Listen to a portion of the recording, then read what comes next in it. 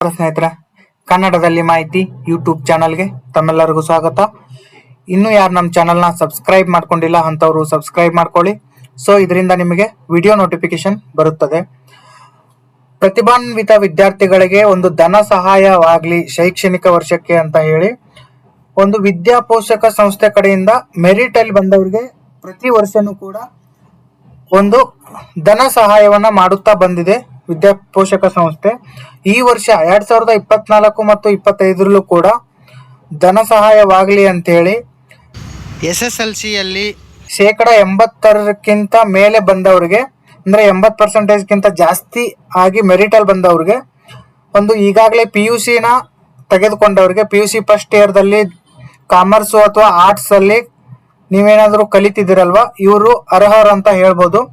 ಆಮೇಲೆ ಯಾವ ಯಾವ ಜಿಲ್ಲೆಗಳಲ್ಲಿ ವಾಸಿಸುವವರಿಗೆ ಈ ಒಂದು ವಿದ್ಯಾಪೋಷಕ ಸಂಸ್ಥೆ ಹಣವನ್ನ ಅಂತಂದ್ರೆ ಧನ ಸಹಾಯವನ್ನ ನೀಡುತ್ತದೆ ಅಂತ ನಾವು ನೋಡೋದಾದ್ರೆ, ಧಾರವಾಡ, ಗದಗ, ಹಾವೇರಿ, ಬೆಳಗಾವಿ, ಉತ್ತರ ಕನ್ನಡ, ಶಿವಮೊಗ್ಗ, ವಿಜಯಪುರ, ಬಾಗಲಕೋಟೆ ಮತ್ತೆ ದಾವಣಗೆರೆ ಹಾಗೂ ಕೊಪ್ಪಳ ಜಿಲ್ಲೆಗಳಲ್ಲಿ ವಾಸವಾಗಿರಬೇಕು. ಇಂತಹ ಜಿಲ್ಲೆಗಳಲ್ಲಿ ವಾಸವಾಗಿರೋರಿಗೆ ಮಾತ್ರ ಈ ಒಂದು ವಿದ್ಯಾಪೋಷಕ ಸ್ಕಾಲರ್ಶಿಪ್ ಬರುತ್ತದೆ. ಸೊ ನೀವು ಯಾರಾದರೂ ಇದಕ್ಕೆ ಇಂಟ್ರೆಸ್ಟ್ ಇದ್ರೆ ನೀವು ಅಪ್ಲಿಕೇಶನ್ ಹಾಕಿ ಧನ ಸಹಾಯವನ್ನು ಪಡೆದುಕೋಬೇಕಂತ ಆಸೆ ಇದ್ದವರು www.vidyaposhaka.ngo ವಿಸಿಟ್ ಮಾಡಿ. ಆಮೇಲೆ ಜುಲೈ 15 ಕೊನೆಯ ದಿನಾಂಕ ಆಗಿರುತ್ತದೆ.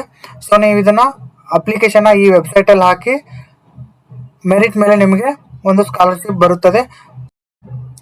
ಈ ಒಂದು ಅಪ್ಲಿಕೇಶನ್ ಹಾಕಕ್ಕೆ ಏನು ಅರ್ಹತೆ ಮತ್ತು ಡಾಕ್ಯುಮೆಂಟ್ ಬೇಕಂತ ನಾವು ನೋಡೋದಾದ್ರೆ, PUC ಮೊದಲನೇ ವರ್ಷದಲ್ಲಿ ಆರ್ಟ್ಸ್ ಅಥವಾ ಕಾಮರ್ಸ್ ಅಲ್ಲಿ ನೀವು ಕೋರ್ಸ್ನ ತೆಗೆದುಕೊಂಡಿರಬೇಕು.